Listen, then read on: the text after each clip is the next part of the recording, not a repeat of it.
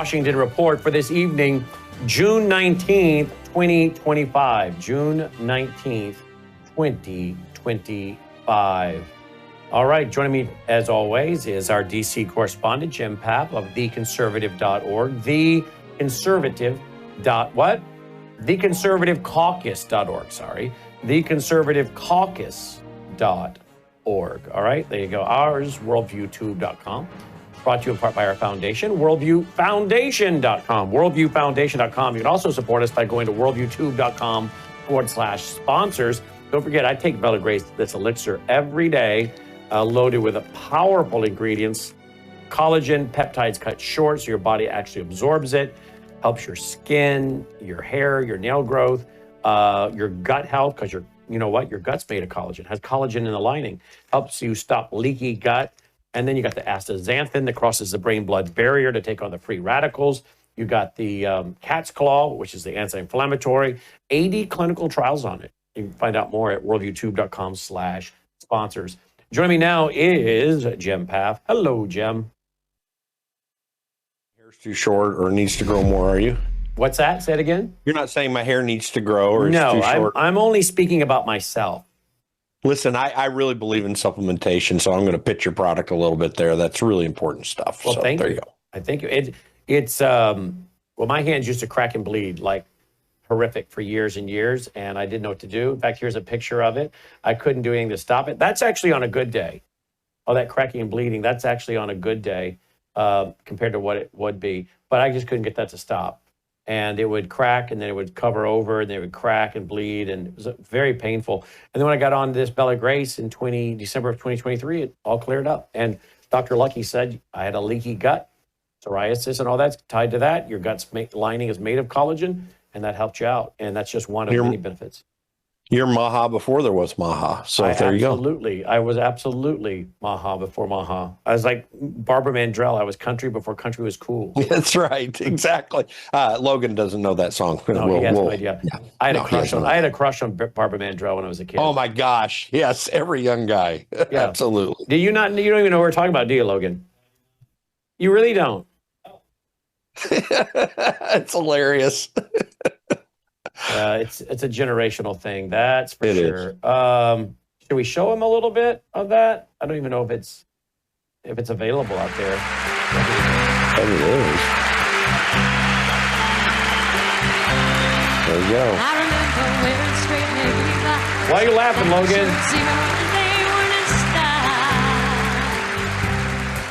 I remember singing with Roy Rogers at the movies when the West was really wild. Don't you love that 80s hair, Logan? I was listening to the Opry. That little girl there was playing at the Opry and everything when she was like 13. You know that, right? Oh my gosh, she could play everything too. She was amazing, and I love that I came to Christ in Tennessee and went to school there. That's the home of it. Love country music. Yep, she was playing and on the Opry when she was like 13 years old. I don't know. I was going to find some old footage of that. That girl could play the banjo too. Like you said, she could play every. I have to sit through these stupid commercials. Oh yeah, violin, banjo, everything. Guitar, played it all. Yep, she could play it all. And and these kids today have no idea what great talent is like. You know what they think is talent today is absolute trash. Most of it, right? I mean, look, there's a little bit of talent out there, but there's just so little of it that exists anymore. Yeah, everything was talent in country music and rock and roll, in every genre of popular music. You didn't just have popular music that people loved listening to. It was very real talent all across the board. Look at her. Listen to this. You can feed me on cornbread and beans. He's playing the banjo. Now, that's one of the hardest instruments to play. With, by the way, maybe the greatest guitar player of all time, right? Roy Clark? Yeah.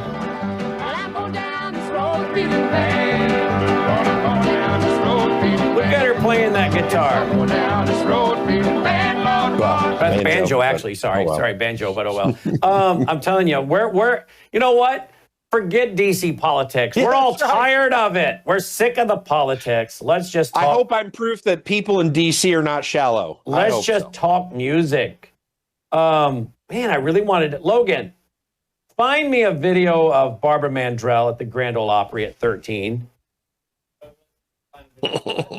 Find a bit. He's like, Poopy Woody Whitey? It's like the Grinch in there. It's like the Grinch, Jim Carrey in there. Find me a video of Barbara Mandrell at the Grand Ole Opry when she was like 13. I mean, that gal it's going to be in black and white. Got to be a black and white video. I've seen it, but maybe you won't find it online. Maybe you won't. I don't know. I don't know how we got off on this because I was MAGA before MAGA was cool. I brought up I was country. That's before it. That's how we went down this rabbit trail. It is. It is. But it is a good rabbit trail. Yeah. It is. And by the way, she's been married to the same man for like a gazillion decades, right? Yeah. Yeah. Yeah, she's living real life right now. I haven't seen her performing anywhere. I haven't noticed it, at least. She almost got killed. She was in a car wreck. Remember that? That's true. That's right. All right. If we must, we'll go on to other things. What, let me know if you find the one where she's in the Grand Ole Opry as a kid. What's going on in D.C.? There's this little Iran thing happening, which is just, Are you getting as tired of talking about it as I am?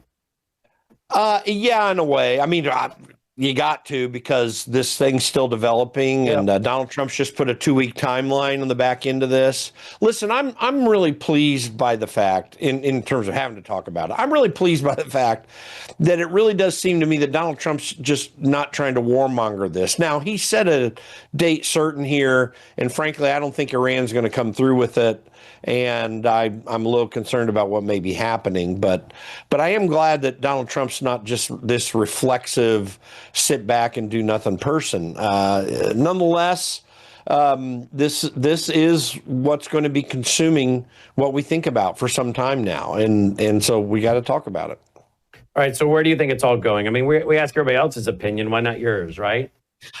If when I'm just looking at the circumstances it's developing, there's going to likely be kinetic action. Donald Trump's not a guy to say you got 2 weeks and then not to follow through. So I cannot for the life of me see how Iran is going to come around and really bend the knee. I think that it's hard for this kind of a radical regime to be able to do such a thing. I don't think that they're even though I'm not trying to directly equate Democrats with the Iranian mullahs or anything, but when you're in just like Democrats having to deal with the fact that they don't want to back off of the beliefs that they have, which is obvious, because you have to admit failure. Well, when you get into this even more high stakes sort of a situation where you've got a radical Islamist regime that has really been brutalizing its people for a long period of time, to admit error and to change course, it's even much harder to do in situations like that. And that's where I see things going at this moment. I don't know. I'll be pleased if it doesn't. Very pleased. Mm-hmm. Let's go over to worldviewreport.com, see what we got there. Iran now using sophisticated cluster bombs. Prevented peace. I'm sorry. As you know, they hit a hospital last night, injuring a bunch of people, which is really, really, really sad. But Iran's now using sophisticated cluster bomb missiles. That was in the news, of course. And by the way, real quick, take a look at this. They hit a hospital. No one says anything negative about Iran. I haven't heard one negative thing about Iran, even though I'm not in full agreement with the precise manner in which Israel's gone into Gaza.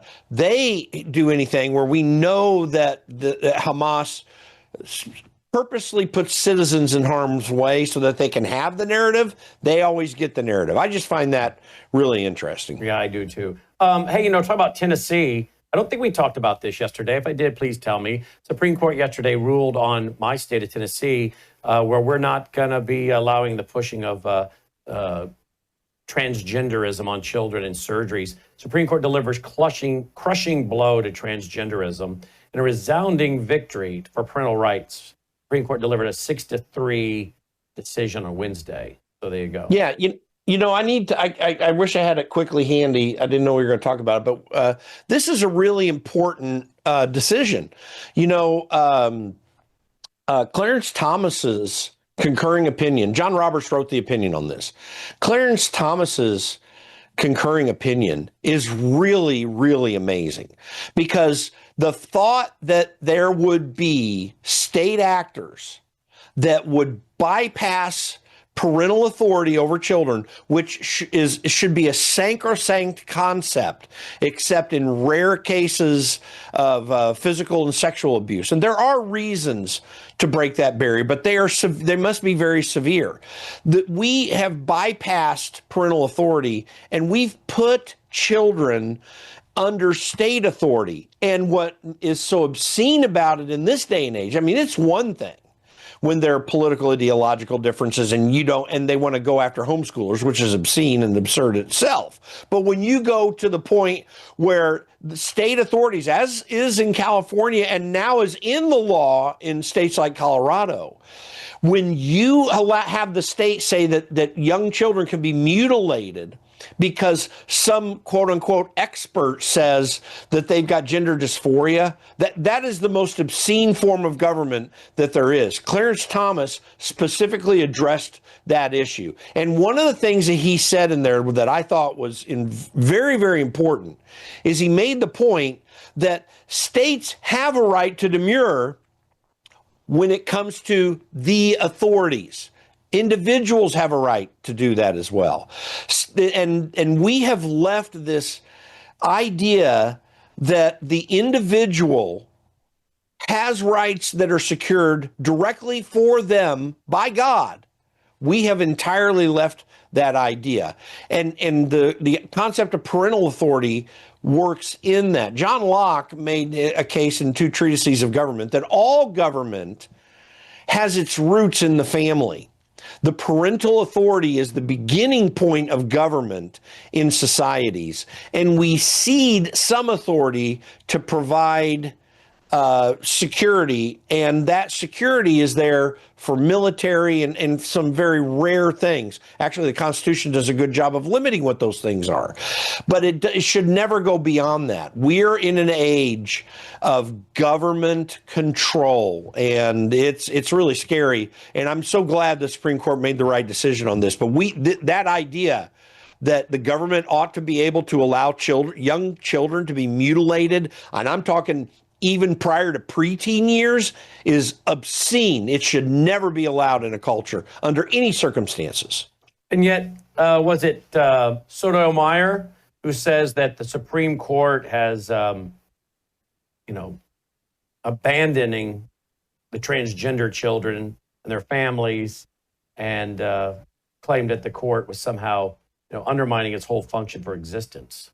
Abandoning what? I mean, that it is outrageous. In fact, about government authority, I'm sending Logan something that's right at the top of my X profile. There's another issue to talk about on this, but yeah, Sotomayor is really, really, and all 3 of those ladies, Kagan and Brown Jackson, that are the 3 who voted against this.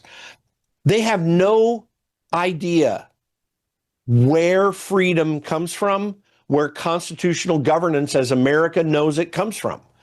They really do believe the state has a role to play in the lives of people, and the state really has no role to play in the lives of people. Not to protect us from corporations, certainly to make the rules of the game fair, but not to protect us from corporations or to protect us from somebody's ideas. The entire Bill of Rights and the fundamental concepts laid out in the Constitution are to protect individuals from state authority. The Constitution is a charter of negative rights. It's not a charter of positive rights. People go out and say, I have a right to health care. You don't have a God-given right to health care. You have a right to be able to pursue health care in whatever means that you deem necessary, but you don't have a right to it. That's what's called a positive right, a function where government must go out and do things on behalf of people. The Constitution never allows that. It's a charter of negative rights, which says the state may not do anything except these specifically prescribed things under the construct that's laid out in the Constitution. We've lost that concept. We've really lost the concept of rights, and we're going to have a lot of work to try to fix it. Did you say you had something on your X account tonight? So I don't know if Logan saw that, but I shared a video of Barack Obama. Oh yeah, if you think, if you think that we're go ahead and play it. Okay. And here it is. But part of what we're going to have to do is to start experimenting with new forms of journalism and how do we use social media in ways that reaffirm facts, separate facts from opinion. We want diversity of opinion. We don't want diversity of fact. By the way, it will require some government, I believe, some government regulatory constraints around some of these business models in a way that's consistent with the First Amendment, but that also says, look, there is a difference between these platforms letting all voices be heard versus a business model that elevates the most hateful voices or the most polarizing voices or the most dangerous in the sense of inciting violence voices. And that I think is going to be a big challenge for all of us that we're going to have to undertake. Okay. So think about this. Who determines what's a polarizing voices? Polarization is the concept that, like a magnet, there's a north and a south pole, and there actually can be in discussion, like the never the twain shall meet. But who decides what's polarizing and on what basis? I mean, what if your side of that polar opposite is obscene and absolutely evil?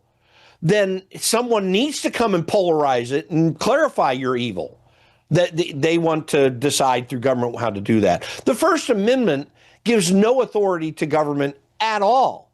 I mean, there's zero authority for the government when it comes to speech. This actually causes a lot of problems because then you get into situations like we were dealing with in the 70s and 80s. What can the government restrain and restrict? Pornography, for example. Well, I think that's an important discussion, but the question we have to ask is that speech? What is speech? When you look at the discussion that took place in the founding of this country related to those issues, their number one goal was to protect political speech, to have the government say nothing about political speech. If you don't like polarization, just read the biography of Samuel Adams. Sometimes this guy was a rabble rouser, and anyone who saw the John Adams miniseries that Paul Giamatti played John Adams there, take a look at how Samuel Adams was portrayed there. When you really look at the history in detail, they kind of got it a little close, and that included a very disturbing tar and feathering scene, and some of the things there probably did go overboard, but this kind of speech was very real. You had challenges in the discussion. This idea that Barack Obama is talking about perfectly describes what we were going through in the last 4 years in the Orwellian Biden administration. FYI, quick side note. I think Tom Fitton is fit to be tied of Judicial Watch. They were arguing for the release of all the internal government documents related to the Twitter files. And you had Pam Bondi's Justice Department arguing against their release. Why is that? For what purpose? That should be all laid out there wide open. I mean, you may have your little disagreements with Elon Musk here or there. The guy made everything wide open once he bought Twitter, and it was very useful for us to understand what was going on. We need more information because we have to extract this out of our society. It is going to kill us in the future if Donald Trump, once he's off the scene, some weak Republican somehow gets the nomination. And even if they do become president, they're not willing to fight for this. Donald Trump's our one opportunity to make all this clear and to hold people like Barack Obama accountable for the destruction that they have wrought upon our country because they have an idea that is not American in any way. The man is not American in his idea of what government is about. It's not American at all. It is anti-American in significant ways. And we need to push back on this or we're going to lose it all. Yep, you're 100% right. 100% right. All right, now where are we at with the big, beautiful bill? So the Senate has made some changes which are likely to frustrate some people in the House side. One of the biggest changes that was made that is going to make it difficult to pass in the House is that they reduce the cap on what's called the SALT deduction. The SALT deduction is the state and local tax deduction. So anyone anywhere in the country that pays state taxes of any sort, particularly income taxes, which thankfully you don't do there in Tennessee, you can deduct those taxes on your federal income tax. It doesn't matter in states like Tennessee or where my house is in Indiana, and that's my main residence. That's a few $100. Doesn't really make that much of a difference. I mean, unless you're got a very low income, but it's still, for most Americans, it's not a big deduction. It's huge in states like New York and California, where there are many people that pay tens of thousands, and for the most wealthy, in up to upwards of hundreds of thousands, where you've got double-digit income taxes. And what has been allowed to happen is those states don't pay a price for having high taxes because the federal government foots the bill through the deduction that people get when they file their federal income taxes. And so they get by with these radical, outrageous tax rates.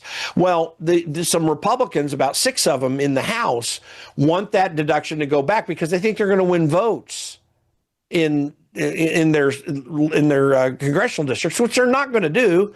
When you're going to act like a Democrat, you can't be a Republican, and you're not going to necessarily win as a Republican. If you're going to lose, you're going to lose on the merits with people that disagree with you. You're not going to win them over by doing this. So anyway, that's going to come over. That's 6 votes that could be lost. There were some changes to the Medicaid program, changes to what the House had done to reform Medicaid. There are a few things in there that might cause problems. One thing the House did not do that the Senate did do is the House provided for expensing for businesses, which, FYI, this is one of the most significantly positive things about the reconciliation bill, is that instead of a 5 or 30, there are two programs, a 5 and a 30-year expensing on corporate taxes for any investment made if you buy equipment.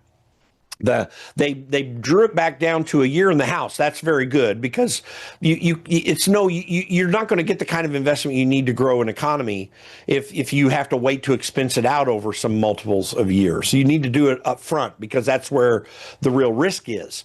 So the House changed that. That's great, but they didn't make it permanent.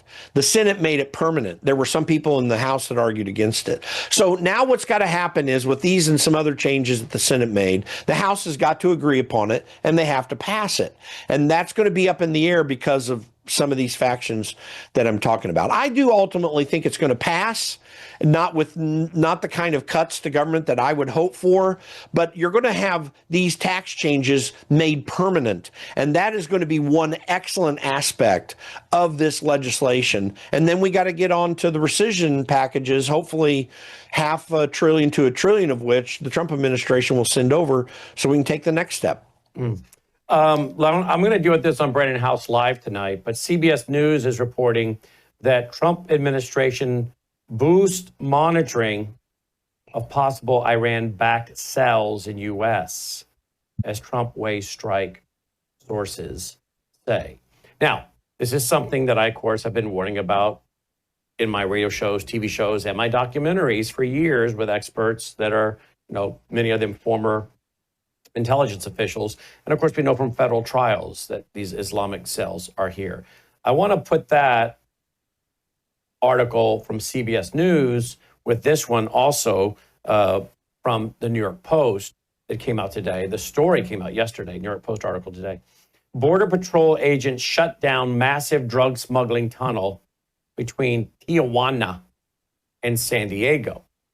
Now, we have done broadcast on these drug tunnels going from Mexico into California and particularly into San Diego, San Diego, and warned that, look, we already know the drug cartels are working with the CCP. That's where they get their precursor chemicals for their fentanyl. We have no idea what's here in the country. We've talked about that. I had a friend of mine that had the corner office in Denver with the National Reconnaissance Office. And he said to me for years before he retired, we don't know what's here. There's been too many years during Obama and Biden for them to prepare the battleground. Well, that's true. Not to mention what could have come through a tunnel in the last few weeks, last few months. So I find it interesting that these two stories are lining up tonight. Trump administration boost monitoring of possible Iran-backed cells in the U.S. as Trump waves strike, and the fact that, again, we just have more proof of tunnels that can be paid for by terrorist groups on behalf for the drug cartels. If you'll let us use it, we'll help you, or we'll help pay for parts of it. Don't think for 1 minute there's not an allegiance between the drug cartels and some of these terrorists. We have talked about that extensively with people like Michael Yon, Todd Bensman, and Dave Gobbets, former federal agent Dave Gobbets, said that some of the Islamists are openly recruiting some of the gangs to work with them. In fact, someone told me the other day that I did not know this. Did you know that there's a connection between some of the biker gangs and Iran? There's a connection between some of the biker gangs and Iran. I hadn't heard that. Yeah, I'll look up the article. But anyway, I thought you might find that interesting. Well, consider what's going on here. You find this tunnel. I want to make the point. This is why elections really do have consequences. We have had this century 12 years of radical leftist administrations. Certainly the Obama administration and everything it did wasn't as radical as the Biden administration, but it wasn't too far behind. And neglect of our border. Yes, there's no doubt that the Obama administration expelled a lot of illegals, and the numbers weren't nearly as high as with the Biden administration, but they still were a pro-illegal immigration administration. And then you keep building this up over time. As AI displaces humans. And then finally, Donald Trump comes on the scene, and he's shutting down the situation, cleaning up the mess. At some point, these drug cartels and are going to say, you know, we're going to do what we can because we want to keep our money. And they can get very violent. We've seen this in South America and Central America, that they really take on these governments unless the governments play ball with them. And Mexico is a good example, but you can go down to Colombia, you can go to Venezuela, a lot of places where there has been a fight against it. They have pushed back in a violent way. It's happening, by the way, on the western portion of Brazil. There's a massive drug cartel operations going back and forth between there and Paraguay and some of the other countries. This is a huge issue. These people will tend to fight back. And if there are these cells here, they'll align with them and do something about it. What's going to be interesting in my mind, because these cells have been here for decades, in some form or another. The question is, what will be the triggering point? What will be the thing for them to say we want to take action? By the way, the situation in Iran enough? I don't know. I don't know either. But the American people better be ready. The Washington Post: Iran turns to Hell's Angels and other criminal gangs to target critics. I mean, wow. There you go. A lot of people don't know this, right? They really don't. Yeah. All right. TheConservativeCaucus.org, TheConservativeCaucus.org. We'll do this more tonight on Brandon House Live. Jim Path, TheConservativeCaucus.org. Thank you, Jim. Thanks, Brandon. Good to see you. Our website, worldviewfoundation.com, if you want to continue helping us push out free programming so that people are alert, awake, and can understand the times through the lens of a Christian worldview. Worldviewfoundation.com. Thanks for watching. Take care. You're watching Worldview 2, built on the 35 years of Worldview books, documentaries, research, high-profile interviews, and the radio and television broadcasts of Brannon House.